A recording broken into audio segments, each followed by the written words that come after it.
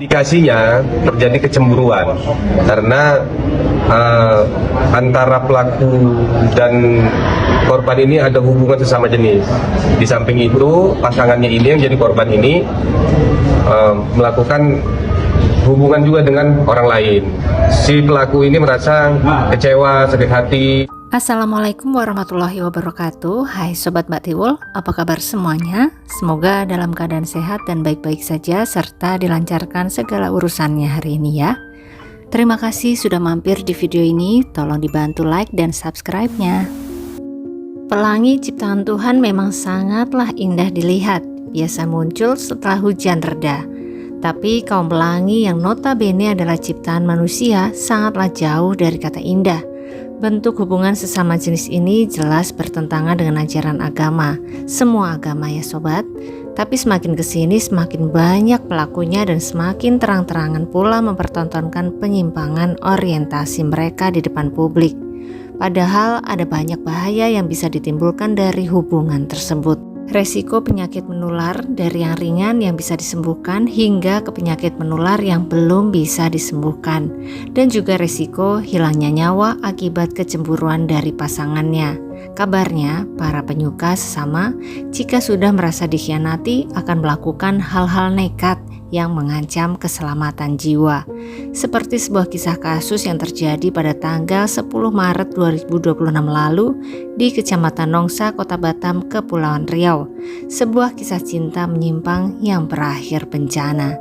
Sobat semua, kita simak sebuah kisah kasus dari Nongsa Batam sampai akhir ya.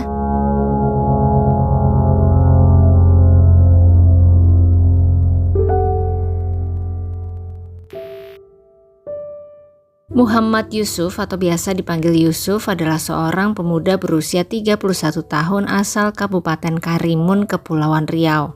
Perawakannya gagah, tinggi besar dengan kulit khas Indonesia yaitu sawo matang. Yusuf si pemuda gagah ini merasa sudah saatnya untuk menemukan pasangan kekasih yang bisa menemani hari-harinya.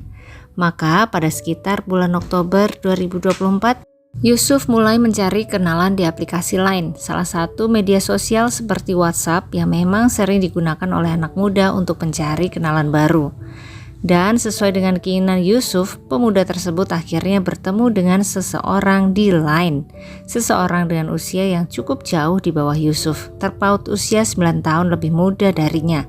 Tapi Yusuf terpikat dengan penampilan kenalan barunya tersebut. Namanya adalah Aditya Saputra atau sering dipanggil Adit, bukan Tianya ya sobat. Karena memang seseorang yang berhasil memikat hati Yusuf itu adalah seorang pemuda juga. Dan sepertinya si Adit juga menyukai Yusuf, maka percakapan mereka melalui Line terus berjalan hingga akhirnya mereka berdua pun membuat janji temu untuk pertama kali. Sejak pertemuan pertama tersebut, Yusuf dan Adit menjadi semakin dekat, beberapa kali jalan berdua layaknya sepasang kekasih. Yusuf pun tampaknya merasa semakin jatuh hati kepada Adit. Tapi sampai 1 bulan mereka jalan berdua sejak pertama kenal, Yusuf dan Adit belum meresmikan hubungan mereka sebagai sepasang kekasih pelangi. Sampai akhirnya Yusuf memberanikan diri untuk bertanya kepada Adit, apa sebenarnya hubungan yang mereka jalani ini? Apakah teman biasa atau ada sesuatu yang spesial di antara mereka? Hati Yusuf berdebar saat menunggu jawaban dari Adit, karena dia sudah betul-betul menyayangi Adit dan ingin segera menjadi kekasihnya. Aduh sebentar ya, Mbak Tiwul istighfar sebentar ya sobat. Baik, lanjut lagi tentang romansa pelangi ini. Adit yang mendengar pertanyaan dari kakak Yusuf tersebut berpikir sejenak memastikan perasaannya kepada Yusuf. Hingga sesaat kemudian keluarlah sebuah pernyataan dari Adit bahwa dia bersedia untuk menjalani hubungan pacaran dengan Yusuf. Hari itu pun menjadi hari paling berwarna bagi keduanya. Mereka akhirnya menjadi sepasang kekasih. Yusuf yang memang menyayangi Adit pun menjadi semakin royal kepada pasangannya itu. Tidak diperoleh informasi apa pekerjaan Yusuf, tapi sepertinya cukup besar pendapatan yang dia miliki karena dia cukup sering mengeluarkan uang untuk memenuhi kebutuhan kekasihnya dengan nominal yang tidak sedikit sobat. di mana pada awal masa pacaran, Yusuf baru tahu jika Adit memiliki banyak hutang ke beberapa pihak. Adit yang tidak memiliki penghasilan cukup untuk melunasi hutang-hutangnya tersebut menjadi pusing tujuh keliling saat mereka datang menagih, dan akhirnya dia pun memberanikan diri memohon bantuan dari Yusuf sang kekasih. Dan sudah bisa ditebak ya, Yusuf yang kebucinan ini bersedia menggelontorkan sejumlah dana yang tidak sedikit untuk melunasi hutang-hutang Adit. Tidak main-main nominalnya sobat, mencapai 30 juta rupiah. Setelah hutangnya lunas total, Adit pun bisa melanjutkan hidupnya dengan lebih ringan. Tidak ada lagi beban pikiran hutang. Hubungannya dengan Yusuf juga terus berjalan dengan baik. Adit sangat menikmati keroyalan pasangannya tersebut. Selain melunasi hutang-hutang Adit, Yusuf juga melakukan beberapa hal lain untuk menyenangkan hari-hari kekasihnya. Seperti setiap Adit belanja online, tagihan langsung dibayar oleh Yusuf. Sebuah handphone seri baru Pro Max pun dengan mudah didapatkan Adit dari Yusuf. Dan untuk jajan sehari-hari, Adit juga diberi uang sebesar Rp150.000 setiap harinya. Kalau sebulan berarti mencapai 4,5 juta rupiah ya sobat. Nggak ngapa-ngapain tapi dapat uang saku yang cukup besar. Betul-betul nikmat dunianya Adit. Dan gongnya adalah Yusuf membantu membayar cicilan kredit motor Aerox milik Adit sampai lunas. Motor seharga kisaran 30-40 jutaan sobat. Tapi berapa total yang dikeluarkan oleh Yusuf untuk motor Adit tidak ada informasi yang pasti, hanya perkiraan kasar saja. Yang jelas, Yusuf cukup banyak menggelontorkan uangnya untuk menyenangkan sang kekasih. Di tengah-tengah mereka menikmati hubungan yang terus berjalan dengan mulus itu, sebuah kabar yang kurang mengenakan pun datang. Yusuf harus pindah ke Bali untuk bekerja di sana. Babak baru dalam kehidupan Adit dan Yusuf. Mereka berdua harus menjalani hubungan jarak jauh, long distance relationship atau LDR. Yusuf ke Bali, Adit tetap di Batam. Beda pulau tapi tetap satu hati. Setidaknya hal inilah yang diharapkan oleh Yusuf. Di masa-masa awal, hubungan LDR tersebut berjalan dengan cukup baik sobat. Mereka masih bisa saling bertukar kabar melalui video call maupun pesan WhatsApp ataupun Line. Yusuf lega, Adit bisa menjaga kepercayaan yang dia berikan. Tapi menjelang bulan ke-7 hubungan LDR tersebut berjalan, Yusuf mulai merasakan ada yang berubah pada diri Adit. Adit terasa menjauh. Komunikasi mereka tidak lagi sama, tidak lagi intens seperti yang lalu. Dan sebuah kabar mengejutkan pun datang dari Adit di awal tahun 2026 ini. Sebuah kabar yang menghancurkan perasaan Yusuf. Adit memutuskan hubungan mereka, di mana alasan pemuda tersebut adalah karena dia merasa ingin kembali ke jalan yang lurus, tidak lagi menyimpang seperti saat ini. Hati Yusuf pun remuk sobat mendengar keputusan sang kekasih tersebut. Hati kecil Yusuf berkata alasan sebenarnya dari Adit bukanlah karena ingin kembali ke jalan yang lurus. Yusuf ingin mencari tahu apa alasan sebenarnya. Dia pun kemudian membuat rencana untuk pulang ke Batam untuk bertemu langsung dengan Adit. Sepanjang perjalanan ke Batam itu, hati Yusuf terasa sangat gundah. Dia penasaran, apakah benar Adit bertaubat, ataukah itu hanya alasan untuk putus dengannya. Dan pada hari Selasa pagi tanggal 10 Maret 2026, perjalanan Yusuf di Batam untuk mencari Adit pun dimulai. Awalnya Yusuf mencari tahu melalui kawan-kawan mereka, dan tidak lama kemudian Yusuf berhasil menemukan Adit yang saat itu dia sedang berada di sebuah minimarket di Batu Besar. Sebenarnya saat itu Yusuf ingin langsung menghampiri Adit dan mengkonfrontasinya, tapi kemudian ia urungkan niat karena melihat suasana sekitar minimarket saat itu sangat ramai. Yusuf pun akhirnya menunggu di kejauhan. Selang beberapa menit kemudian, Yusuf kembali mencari keberadaan Adit di dalam minimarket, tapi sayang sepertinya Adit telah pergi. Yusuf kehilangan jejak sang mantan. Yusuf kemudian berpikir lagi, apa yang bisa dia lakukan untuk menemukan Adit karena mantannya tersebut sudah sulit untuk dihubungi. Kemudian Yusuf teringat bahwa beberapa waktu sebelumnya Adit pernah mengirimkan sebuah map lokasi melalui chatting line mereka yang sepertinya adalah lokasi kos baru Adit. Tidak menunggu lebih lama lagi, Yusuf membuka Sherlock tersebut dan pergi menuju lokasi dengan menggunakan sepeda motor. Dia parkirkan sepeda motornya di tempat yang agak jauh dari tempat tinggal Adit. Kemudian dia mata-matai sesaat sebuah rumah untuk memastikan jika Adit memang betul ada di rumah tersebut. Sebuah perumahan yang ada di dalam Perum Family Dream Nongsa Batam. Dan rupanya betul sobat, Adit ada di salah satu rumah tersebut. Yusuf sudah bersiap akan melakukan sebuah hal terbesar dalam hidupnya dan mungkin saja terbodoh. Tapi di dalam rumah, Adit sang mantan sama sekali tidak mengira bahwa dirinya sedang dalam bahaya besar. Benar saja sobat, berselang sekitar setengah jam setelah pengintaian yang dilakukan oleh Yusuf, rumah yang ditinggali oleh Adit ramai didatangi oleh warga dan para petugas kepolisian karena di teras rumah saat itu tampak seorang pemuda duduk dengan sekujur wajah dan tubuh bersimbah cairan merah. Dia tampaknya sedang menelpon seseorang, tapi pemuda tersebut bukanlah Adit.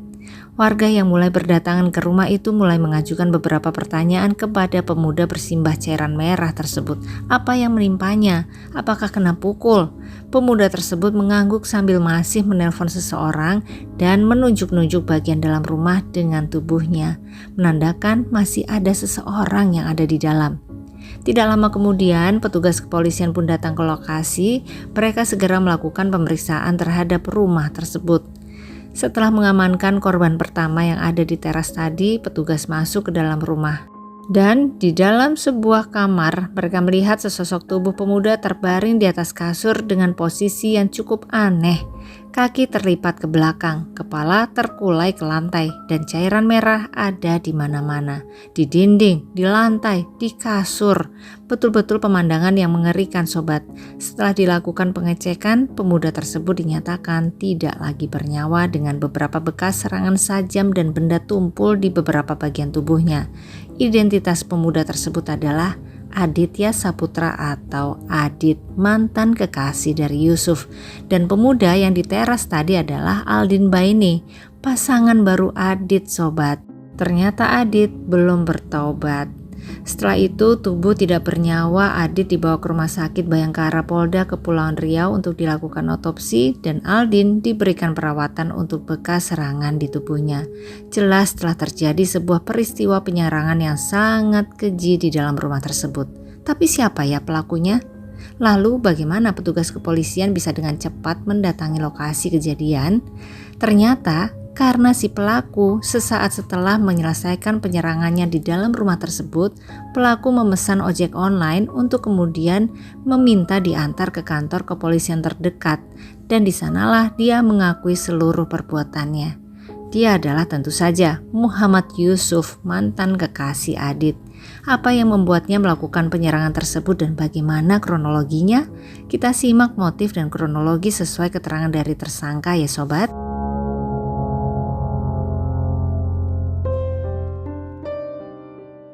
Yusuf mengaku bahwa dirinya merasa sakit hati karena diputuskan oleh Adit dengan alasan yang tidak dia percayai sepenuhnya, yaitu Adit katanya ingin bertobat dan kembali ke jalan yang lurus.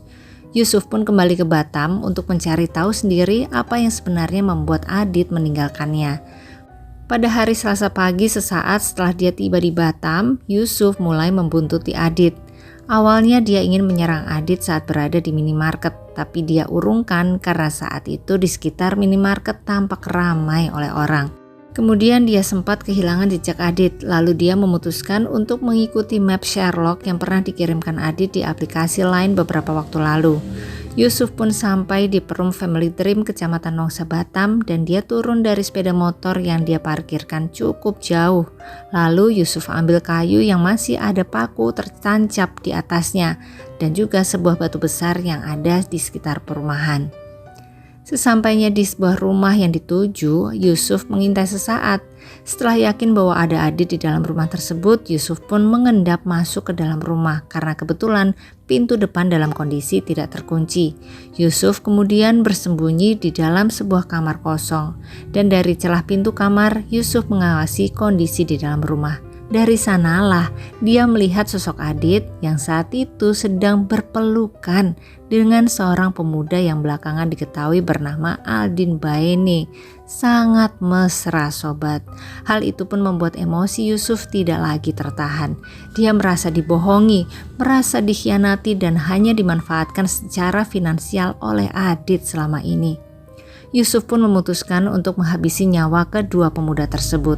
Yusuf keluar dari tempat persembunyiannya, kemudian dia hampiri Adit dan Aldin, lalu menyerang Aldin menggunakan kayu berpaku yang dia bawa sebanyak 1 kali sampai kayunya patah. Adit dan Aldin yang terkejut sempat berusaha melawan, tapi tubuh mereka kalah besar dengan Yusuf. Aldin pun sempat oleng, dan saat dia oleng, Yusuf tiba-tiba saja menyerangkan sebuah sajam dapur yang sudah dia bawa ke arah punggung Adit. Aldin masih berusaha melawan dan mencoba menghentikan serangan Yusuf kepada Adit, tapi sia-sia. Malah Aldin jadi ikut terkena serangan yang semakin bertubi-tubi. Aldin akhirnya memutuskan untuk keluar rumah dan segera mencari pertolongan dari warga sekitar. Yusuf yang masih sangat emosi kembali menyerangkan sajamnya ke arah bagian kepala dan juga leher Adit. Setelah itu Adit pun jatuh ke atas kasur bersimbah cairan merah. Melihat bahwa sang mantan sudah tidak lagi bergerak, Yusuf segera meninggalkan lokasi, memanggil ojek online dan meminta untuk diantarkan ke kantor kepolisian setempat. Yusuf juga menyampaikan bahwa banyak yang telah dia korbankan untuk Adit selama ini. Banyak uang yang telah dia gunakan untuk menuruti kemauan Adit. Pelunasan hutang sebesar 30 juta rupiah, 1 unit iPhone 15 Pro Max, membayar belanja online Adit, uang saku 150.000 rupiah per hari untuk Adit, dan juga membayar cicilan motor Aerox Adit sampai lunas. Sehingga ketika Adit meminta untuk putus, Yusuf pun hancur. Apalagi setelah melihat Adit berpelukan dengan pasangan barunya di dalam rumah. Yusuf cemburu dan tidak lagi bisa menahan emosinya. Dia langsung berniat untuk menghabisi nyawa 2 orang tersebut, tapi akhirnya Aldin Baene selamat dan Adit harus menghembuskan nafas terakhirnya saat itu. Atas tindakannya tersebut, Yusuf dijerat dengan pasal berlapis 459 dan atau 458 ayat 1, juga pasal 466 ayat 3 Undang-Undang Nomor 1 Tahun 2023 KUHP dengan ancaman hukuman penjara maksimal 20 tahun sobat. Bagaimana pendapat sobat semua? Menurut Mbak Tiwul, dalam kasus ini tidak ada yang mutlak menjadi pelaku dan mutlak menjadi korban ya. Semua terjadi akibat perbuatan mereka masing-masing, baik Adit maupun Yusuf. Dan dari awal hubungan sesama jenis ini sudah salah, sudah menyimpang sobat. Jika tidak berakhir dengan hilangnya nyawa, mungkin akan berakhir dengan terjangkitnya penyakit berbahaya. Tidak akan berakhir baik. Kalau menurut sobat semua bagaimana? Tulis di kolom komentar ya. Demikian sobat, kisah kasus kali ini, semoga selalu ada pelajaran berharga yang bisa kita petik bersama. Terima kasih yang sudah menyaksikan sampai akhir. Sampai jumpa di kisah-kisah selanjutnya dan selamat beraktivitas kembali. Wassalamualaikum warahmatullahi wabarakatuh.